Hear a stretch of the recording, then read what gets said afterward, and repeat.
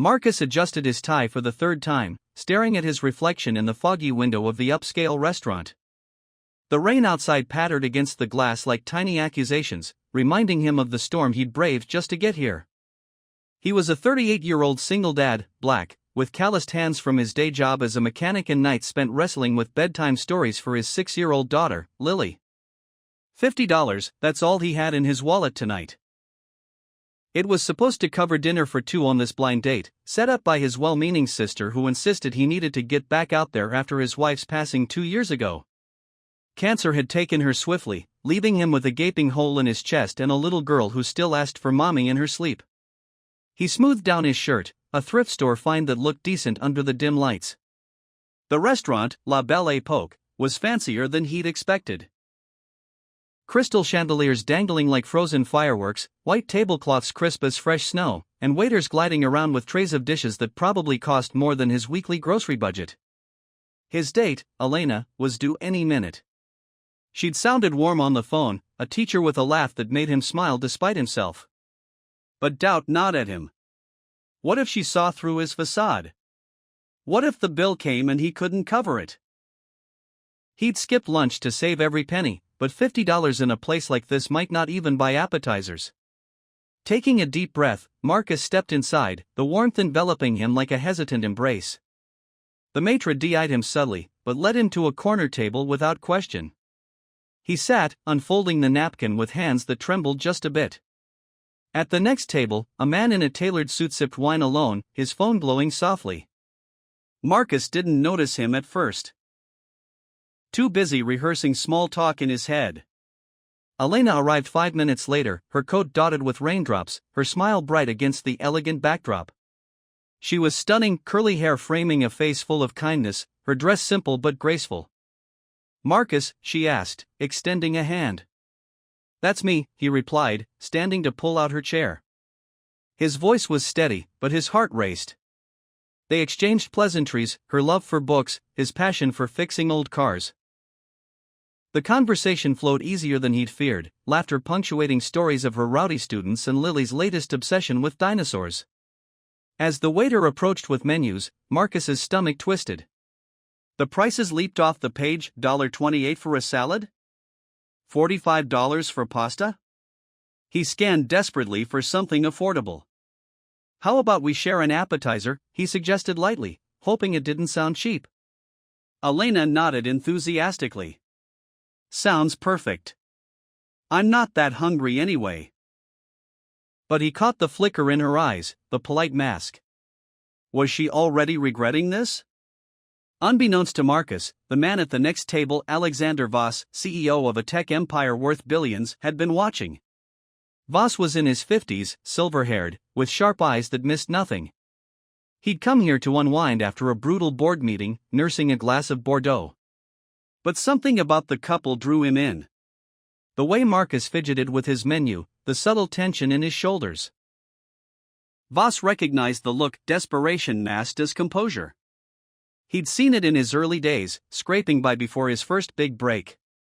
The waiter returned, and Marcus ordered the cheapest entree he could find, a $22 chicken dish, suggesting Elena get whatever she liked. "I'm good with this," he said, forcing a grin. She chose a salmon plate for $38.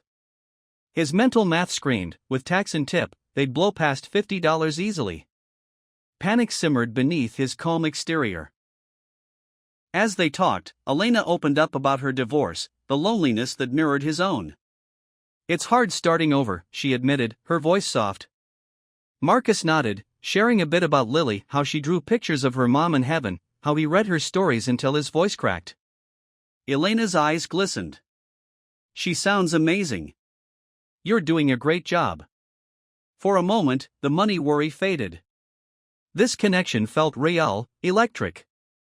But then the appetizers arrived, a small plate of bruschetta they split. Marcus savored each bite, stretching it out. Voss, overhearing snippets, felt a pull. The man's story tugged at memories of his own single fatherhood after his wife's accident decades ago. He'd clawed his way up, but never forgot the humiliation of counting pennies. Suspense built as the main courses came. Marcus ate slowly, engaging Elena in deeper conversation. She laughed at his jokes, touched his arm lightly. Hope flickered, maybe this could work. But the bill loomed like a shadow. Voss signaled his waiter discreetly, whispering instructions. The waiter nodded, vanishing into the kitchen. Dessert? Elena suggested tiramisu to share. Marcus hesitated.